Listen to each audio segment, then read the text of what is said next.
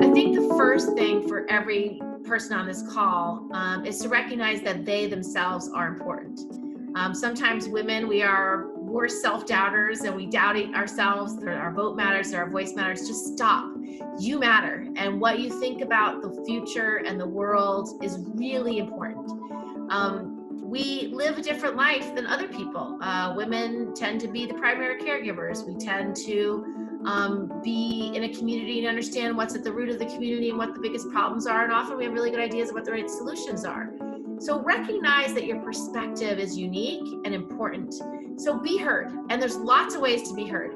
First of all, you can run for office, which you should do if you want to run for office. Being a candidate is hard, it's scary, but if you feel called in that direction, even in the slightest bit, you should run. 2, if you don't want to run, but you want to help, figure out what your issue is. Figure out what's the one thing that makes you really passionate. You're really angry because it needs to change, or really hopeful because you know it will change, or just really inspires you. Pick your issue or issues, and then figure out how to be heard on that issue. It might be by being a member of Femmes for Dems and helping this organization grow. It might be by joining Planned Parenthood. It might be by joining League of Conservation Voters. It might be by helping a local community center in your community.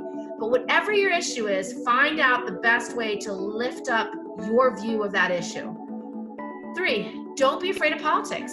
Politics is a messy business, but I gotta say, when women are involved and they organize, it works. My grandmother got her start in organizing women 75 years ago. She was a secretary in our state legislature in upstate New York. And she recognized that all the electeds were men and all the support staff were women. So she organized all the women in her community to join the Women's Democratic Club. And for 50 years, they supported candidates and actually made a difference in getting them elected. So find your group, find your tribe, find the people that you want to help. And then last, help candidates, and help candidates that share your values.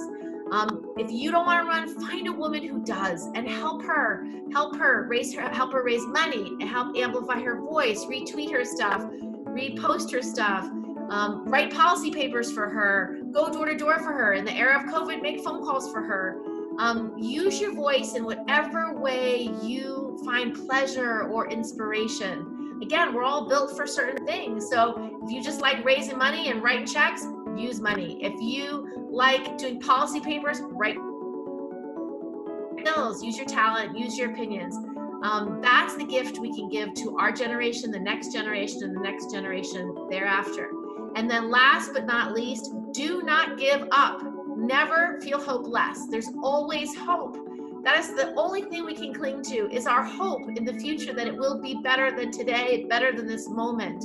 So never, never, never, never give up, no matter how hard it is. I mean, if I gave up in my first campaign, I wouldn't have won, but I didn't give up and I won. And we flipped a red seat that had not been Democrat since the Nixon administration. So honestly, everything is possible. You just have to believe in yourself and find some hardy friends to believe in it with you, and then just don't stop working. Don't give up.